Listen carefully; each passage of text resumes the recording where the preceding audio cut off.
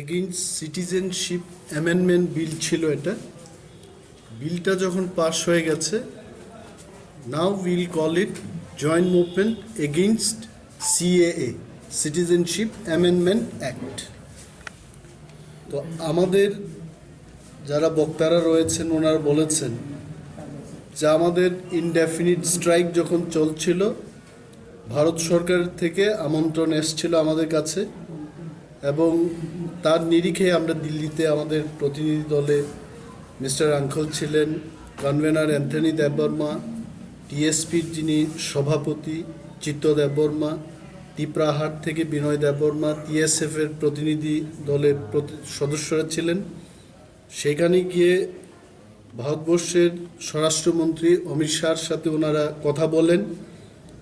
উনি আমাদের আশ্বস্ত করেছেন যে ত্রিপুরাকে বাঁচানোর জন্য কেন্দ্রীয় সরকার যা যা পদক্ষেপ গ্রহণ করতে পারবে তার জন্য একটা দাবি দাবা তৈরি করে জেএম এসিএ এবং কেন্দ্রীয় সরকারের মধ্যে একটা আলোচনা হবে এবং সে আলোচনার জন্য আপনারা দাবি দাবা তৈরি করুন।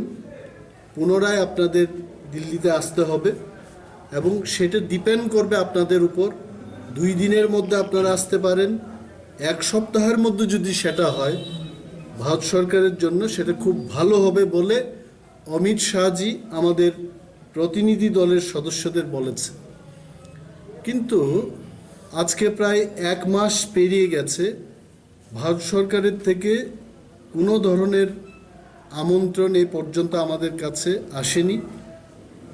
তখন আমরা সেদিন গতকাল এবং তার আগের দিনটাই মিটিং করেছি নিজেদের মধ্যে। আমরা সিদ্ধান্ত নিয়েছি, ভারতবর্ষের বিভিন্ন জায়গায় আন্দোলন চলছে এই সিটিজেনশিপ অ্যামেন্ডমেন্ট অ্যাক্টের বিরুদ্ধে। পুনরায় আমরা এখানে ত্রিপুরা রাজ্যে আন্দোলন শুরু করব এবং সেই আন্দোলনের প্রথম পদক্ষেপ হবে আগামী 7 তারিখ জানুয়ারি আগরতলা শহরে আমরা পিসফুল একটা প্রটেস্ট র্যালি করব। সেই র্যালির মাধ্যমেই ত্রিপুরাকে যারা বাঁচাতে চান এবং প্রত্যন্ত অঞ্চলে ভূমিপুত্রদের স্বার্থ রক্ষায় যারা এগিয়ে আসতে চান এবং এই রাজ্যে সকল অংশের মানুষের মধ্যে যারা সম্প্রীতি রক্ষা করতে চান তারা যেন আমাদের এই আন্দোলনে সামিল হন, সেই আবেদন রাখার জন্য আমরা আজকে প্রেস মিটটা ডেকেছি। এখান থেকে রবীন্দ্র ভবন প্রাঙ্গণের থেকে শুরু হবে মিছিলটা এবং শহর পরিক্রমা করে সেখানে শেষ হবে। 11টায় আমরা সময় নিয়েছি। এবং আরও একটা ঘোষণা হলো, ত্রিপুরা স্টুডেন্ট ফেডারেশন গত বছর 8 তারিখ জানুয়ারি যখন নেশুর একটা বন্ধের সেই কর্মসূচিতে অংশগ্রহণ করতে যায়, সেখানে পুলিশ যারা পিকেটার্স ছিল বা আন্দোলনকারীরা ছিল তাদের উপর গুলি চালিয়েছে, এটা আপনারা নিশ্চয়ই মনে আছে আপনাদের। এবং তার প্রতিবাদে সেই দিনটাকে কালো দিন হিসাবে পালন করার জন্য বিক্ষোভ সমাবেশের আয়োজন করেছেন ওনারা। এবং সেই বিক্ষোভ সমাবেশকে আমাদের জেএম এসিএ সম্পূর্ণভাবে আমরা সমর্থন করব। এনসিটি, আইএনপিটি, টিএসপি, আইপিএফটি, তিপ্রাহা এবং সমস্ত এনজিও যারা আমাদের এই জেএমসিএ এর সদস্য, সবাই সেই বিক্ষোভ সমাবেশে আমরা সামিল হব। এবং আমাদের যারা রাজ্যের বিভিন্ন জায়গায় সমর্থকরা রয়েছেন, আপনাদের মাধ্যমে তাদেরও আমরা আপিল করছি সেই বিক্ষোভ সমাবেশে অংশগ্রহণ করার জন্য। As our convener has said, and we are concerned about the word of the Honorable Home Minister when we met him at his Parliament office.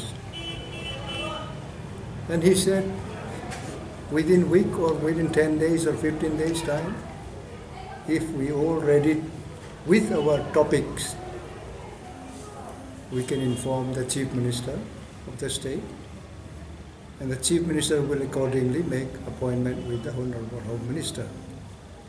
We thought it would be going like that. But till today, we have not received any communication in regard to our appointment with the Honorable Home Minister. So we have decided, because we are liable to meet the people of the state, and we are answerable also, as we have to call off our movement, which was continuing for very successfully. But responding to the invitation of the Honorable Home Minister, we have called off. And Chief Minister had given us official letter also. Accordingly, we also decided to call off, and we went as our convener had said. And now, according to our feeling, it is taking long time. So there may be some problem with them also, but we are not concerned about their problem. We are concerned with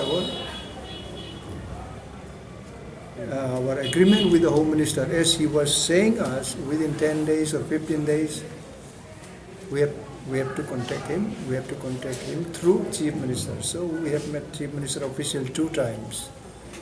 But he also said he is very, very busy. So this very busy may continue for indefinite period of times. That is why we have met 2 times, day before and yesterday also. There have been very free and fair discussion amongst us, that we stand all together for the cause of our indigenous people against Ka, and it has become Ka now from that. So these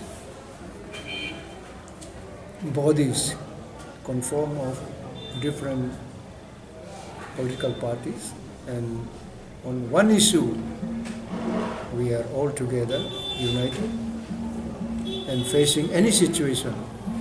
So if we feel and if we find that there is no positive call from the central government, and we will be bound to go ahead